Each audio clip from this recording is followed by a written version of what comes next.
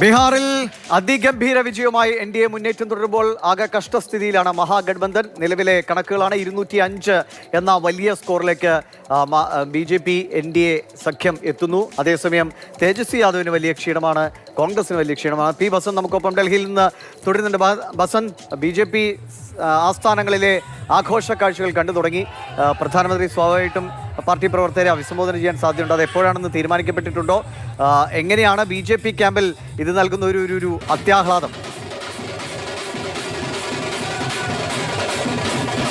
ദിവിഷ, ഇന്ന് വൈകിട്ട് 5 മണി കഴിഞ്ഞാൽ പ്രധാനമന്ത്രി BJP ഓഫീസിലെത്തുമെന്നാണ് ഇപ്പോൾ അറിയിച്ചിട്ടുള്ളത്.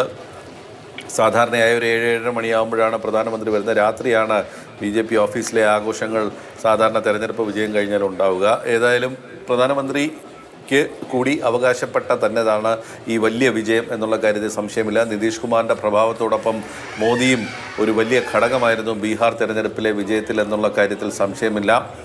വലിയ ആൾക്കൂട്ടമുള്ള സ്ത്രീകൾ വലിയ തോതിൽ പങ്കെടുത്ത പൊതുയോഗങ്ങളായിരുന്നു പ്രധാനമന്ത്രിയുടേത് എന്നുള്ളത് ശ്രദ്ധേയമായിരുന്നു. ജംഗിൾ രാജ് എന്നുള്ള ആ ഒരു രാഷ്ട്രീയ നില അല്ലെങ്കിൽ സാഹചര്യം അവിടുത്തെ വോട്ടർമാരെ ആവർത്തിച്ച് ഓർമ്മിപ്പിച്ചത് പ്രധാനമന്ത്രിയുടെ പൊതുയോഗങ്ങളായിരുന്നു എന്നുള്ള കാര്യത്തിൽ നമുക്കിനി മറ്റൊരു അഭിപ്രായം തേടേണ്ടതില്ല. ഏതായാലും BJPയെ സംബന്ധിച്ചിടത്തോളം വലിയ ആത്മവിശ്വാസത്തോടെ അടുത്ത കൊല്ലം നടക്കുന്ന തെരഞ്ഞെടുപ്പുകളെ സമീപിക്കാൻ ഇത് വഴിവെക്കും എന്നുള്ള കാര്യത്തിൽ മറ്റൊരു അഭിപ്രായമില്ല. കാരണം ബംഗാളിൽ വലിയ വെല്ലുവിളിയാണ് BJP മമതാ ബാനർജിക്ക് ഉയർത്തുന്നത്.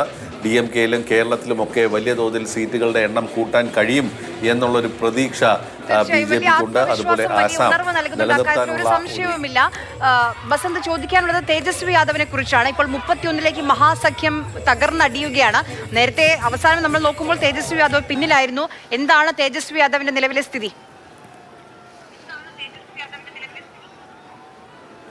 തേജസ്വി യാദവ് രാഘവപൂർ മണ്ഡലത്തിൽ പിന്നിലാണ് എന്നുള്ളൊരു സൂചനയാണ് വരുന്നത്. അവിടെ റാബ്രി ദേവിയെ തോൽപ്പിച്ച ആൾ തന്നെയാണ് ഇത്തവണയും സതീഷ് കുമാർ ഇത്തവണ രാഘവപൂറിൽ തേജസ്വി യാദവിനെ നേരിടുന്നത്. രാഘവപൂറിനെ സംബന്ധിച്ചിടത്തോളം RJDയുടെ ശക്തമായ ഒരു സീറ്റ് തന്നെയായിരുന്നു. ഒരു ഘട്ടത്തിൽ അവിടെ ആര് നിന്നാലും ജയിക്കും എന്നുള്ളൊരു സ്ഥിതി ഉണ്ടായിരുന്ന ഒരു സ്ഥലത്ത് നിന്നാണ് ഇപ്പോൾ ഇത്തരത്തിലൊരു വലിയ തകർച്ചയിലേക്ക് രാഘവപൂർ പോകുന്നത്. നിലവിലുള്ള കണക്ക് പ്രകാരമാണെങ്കിൽ 4829 വോട്ടിനാണ് സതീഷ് കുമാർ ലീഡ് ചെയ്യുന്നത്. സതീഷ് കുമാർ നേരത്തെ റാബ്രി ദേവി, അതായത് തേജസ്വി യാദവിൻ്റെ അമ്മയെ തോൽപ്പിച്ച ഒരു സ്ഥലമാണ് രാഘവപൂർ എന്നുള്ളത്. പക്ഷേ വളരെ ഉറച്ച വിശ്വാസത്തിൻ്റെ അടിസ്ഥാനത്തിലാണ് രാഘവപൂരിൽ തേജസ്വി യാദവ് മത്സരിക്കാൻ ഇറങ്ങിയത്. പക്ഷേ ഉന്നയിച്ച വിഷയങ്ങൾ വലിയ തോതിൽ സ്വീകരിക്കപ്പെട്ടിട്ടില്ല എന്നുള്ളതാണ്. പല എക്സിറ്റ് പോളുകളുടെയും ഇത് പ്രവചനങ്ങൾ അല്ലെങ്കിൽ കണക്കുകൾ പ്രകാരമാണെങ്കിൽ യുവാക്കളുടെ നല്ലൊരു ശതമാനം വോട്ട് 18 മുതൽ 30 വയസ്സ് വരെയുള്ള യുവാക്കളുടെ വലിയൊരു വോട്ട് ശതമാനം RJDക്ക് ലഭിച്ചു എന്നാണ് പറയുന്നത്. പക്ഷേ ഫലത്തിൽ അതിപ്പോൾ അത് കാണുന്നില്ല. യുവാക്കളും NDAക്കൊപ്പം പോയി എന്നുള്ളത് വേണം വിലയിരുത്താൻ. തേജസ്വി യാദവിനെ സംബന്ധിച്ചിടത്തോളം വാഗ്ദാനങ്ങൾ നൽകിയിരുന്നു വലിയ തോതിൽ. നിതീഷ് കുമാറിൻ്റെ 10,000 രൂപ സ്ത്രീകൾക്ക് നൽകുന്നതിന് പുറമെ 30,000 രൂപ വാഗ്ദാനം ചെയ്ത് തേജസ്വി യാദവ് രംഗത്തിറങ്ങിയിരുന്നു. പക്ഷേ ആ 10,000 രൂപ അവരുടെ ബാങ്ക് അക്കൗണ്ടുകളിലെത്തി.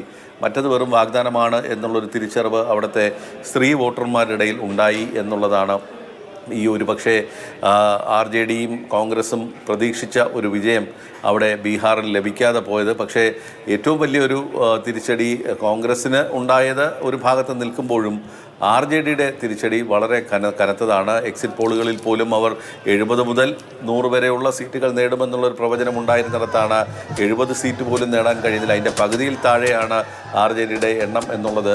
അതായത്